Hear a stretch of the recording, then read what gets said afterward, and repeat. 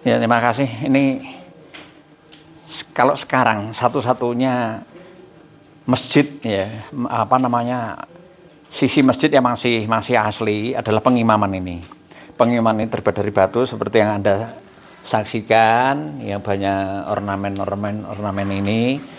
Kemudian terutama ini letaknya, pengimaman itu kalau masjid itu biasanya keluar, tapi ini ke dalam. Ini ke dalam, yang keluar hanya kira-kira 20 cm atau berapa itu. Jadi sekitar seperlima lah sekitar paling dulu itu. Tapi ini ke dalam. Ini apa namanya, membawa pesan bahwa manusia pada umumnya dan terutama kaumnya apa namanya Mbah Sunan Muria itu diharapkan mengutamakan akhirat ke dalam kerohaniannya, dan karena hidup di dunia tentunya tidak lepas dari keduniaan.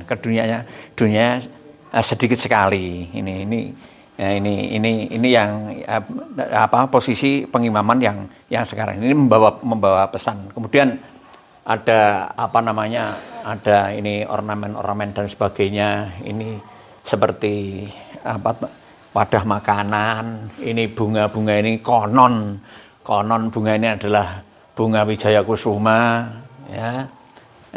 Kemudian untuk ini kalau pesannya Mbah Sunan Muria itu ojo pageri omahmu nganggo tembok, balik pagerono omahmu nganggo mangkok.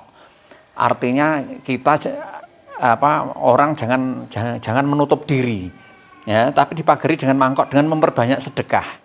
Kalau kita punya rezeki, tetangga-tetangga itu dikasih. Ini sudah otomatis mereka menjaga keamanan rumah, keamanan penghuni rumah itu sendiri. Ini pesan-pesan beliau. Ojo pageri omahmu nganggo tembok, balik pagerono omahmu nganggo mangkok. Ini apa namanya? Ini hanya lambang saja. Kalau bunga Wijaya Kusuma itu kalau tidak salah bunga Wijaya, bunga keabadian lah, bunga keabadian artinya bunga surga. Kalau kita taat kepada Allah Ta'ala, takwa kepada Allah Ta'ala, tentunya kita nanti buahnya adalah keabadian di alam surga yang abadi dengan mendapat ridho dari Allah Subhanahu Wa Ta'ala. Kalau tulisan-tulisan itu apa? Nah, ini tulisan ini ada beberapa Asmaul Husna, ya tidak semua, tapi ada beberapa Asmaul Husna. Kemudian Al-Fatihah, kemudian surat Al-Anfal 63-64, kemudian Al-Ikhlas dan Mu'awidhin, atau kalau untuk berbilfal, untuk berbenas. Ini pernah saya tasihkan kepada Mbah Kiai Haji Ilyas Mansur, tokoh Kecamatan Dawe. Beliau mengatakan bahwa ini adalah wiridan Sunan Muria, Sunan Muria. Setelah itu kami pun tasihkan kepada Habib Lutfi Pekalongan. Dan saya tidak bilang kalau sudah pernah saya tasihkan kepada Mbah Haji Ilyas Mansur. Mbah Habib Lutfi juga mengatakan bahwa ini wiridnya Sunan Muria. Dan ya alhamdulillah ini sebulan sekali kami amalkan di sini. Kami buat wiridan secara bersama-sama di sini kami amalkan untuk ya terutama juga mohon ridho dari Allah Ta'ala, berkahnya Sunan Muria kita buat wiridan sebulan sekali. Terus mungkin benda-benda peninggalan Sunan Muria yang masih ada di sini apa Pak? Masih ada atau gimana Pak? Kalau yang di sini peninggalan yang ada pengimaman satu, kemudian gentong itu gentong air itu yang konon dulu juga gentong dapur. Posisinya memang kalau posisi penataan rumah itu memang posisinya di dapur. Kemudian mustaka masjid juga masih asli. Kemudian yang di sini itu kemudian yang karena benda berbakal kan bisa dimiliki oleh perorangan.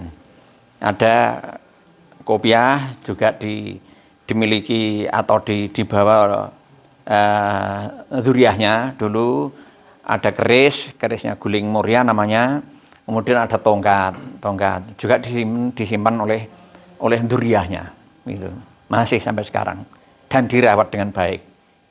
Kalau untuk apa itu Pak? Tumpak atau apa itu? Umpak ini barangnya asli, tapi diukir sedemikian rupa. Dulu ndak ukir, dulu nggak ukir, tapi diukir pada sekitar tahun 80-an, tahun 80-an. Ada peninggalan yang masih sekarang tapi sudah sangat rapuh, dan kalau gambarnya saya ada, nanti insya Allah saya beri gambarnya. Itu namanya pelana apa. Kalau orang sini bahasanya itu cekatak. Cekatak itu pelana kudanya Mbah Sunan Muria, karena alat transportasi beliau adalah kuda putih. Kemudian pembantunya, khodamnya yang binatang itu harimau, dan orang-orang tertentu kadang masih bisa melihat harimau. Makanya di gapura, kemudian di pintu-pintu tertentu ada gambarnya kuda dan harimau. Kuda itu adalah tunggangannya, titiannya, kemudian harimau adalah pembantu khodamnya. Kalau untuk beduknya sendiri Pak, bisa dijelaskan Pak? Beduk itu saya juga enggak tahu. Semua yang saya katakan itu enggak ada catatannya, tapi cerita dari orang-orang tua.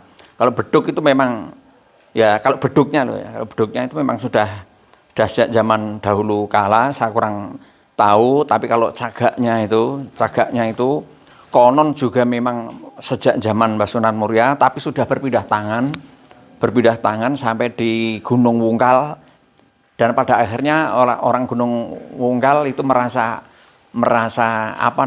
tidak punya hak atau bagaimana, dikembalikan ke sini pada tahun 1955-an atau 50, sebelum 1960, 1957 atau 56 atau berapa itu. Saya sudah lihat itu. Terus di cagaknya itu kan ada ukiran naga dan ayam ya Pak. Mungkin ada maknanya tersendiri atau seperti apa Pak? Kalau namanya sekali lagi ya nanti para pemirsa juga harap maklum, karena memang tidak ada catatan, tapi juga ini membawa pesan. Itu naga itu kan menghadap ke atas, ya. Kemudian naga itu kan kalau digambarkan kan menjaga keamanan. Kemudian untuk ayam itu ada yang menghadap ke atas, ada yang menghadap ke bawah. Ini juga pesan. Jangan selalu menghadap ke atas, tapi menghadap ke bawah. Jangan selalu melihat orang yang sukses, orang kaya, tapi melihat orang yang tidak sukses, orang yang kekurangan. Ini konon. Tinggi. Betul, ini pernah saya konsultasikan sama ahlinya, bahwa komplek masjid dan makam Sunan Muria ini posisinya, bentuknya itu seperti susunan kerajaan. Nah, masjid itu karena ada hubungan manusia dengan Tuhannya, dengan Allah Ta'ala. Masjid ini paling atas. Kemudian Mbah Sunan Muria di sini, tapi agak ke bawah sedikit di belakangnya. Kemudian ke bawah sedikit, satu tingkatan sedikit itu putranya, ke bawah sedikit putrinya. Kemudian ke bawahnya keluarga, sahabat-sahabat 17 yang ada di dalam itu. Kemudian nanti keluar di sebelah sana itu keturunan yang sekitar keturunan ke 6, 7, 8, 9 itu sudah ada di luar pagar ini. Tapi masih komplek tanah milik Sunan Muria. Kenapa lokasinya di atas gunung Pak ini? Nah, ini banyak, ya ada beberapa cerita. Beliau datang ke sini kan membawa kerbau, kemudian waktu itu beliau mengikuti kerbaunya berhenti di mana? Pertama itu sudah berhenti di yang namanya petoko itu balkon ya, bukan petaka lah. Petoko itu kalau orang Jawa mengatakan itu, kalau kita mengatakan semacam balkon, tempat yang tinggi ya. Dan di situ kerbau berhenti sejenak, beliau mengumpulkan material, mau mendirikan masjid di sana, dan di Petoko itu yang kira-kira kalau dari sini ya 5 atau 6 km, tapi di tengah hutan itu. Ternyata kerbaunya berjalan ke sini, merumput di daerah ini, dan beliau mendirikan masjid di sini. pertama mendirikan masjid itu bagus, sangat bagus, dan kelihatan dari seberang itu masjidnya itu bercahaya. Akhirnya wali-wali yang lain itu heran, masjidnya Sunan Muria kok bercahaya itu.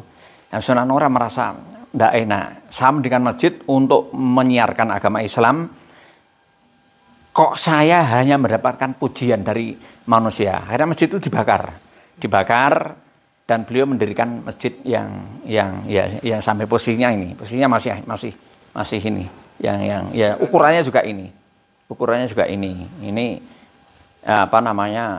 kalau ketinggian sekitar 800 berapa DPL itu.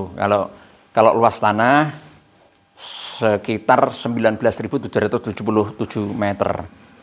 Kalau dilihat dari atas kayak masjid di atas awan ya Pak? Iya betul itu yang terakhir itu pas betul itu. Memang masjid di atas awan, di tengah awan, di tengah hutan.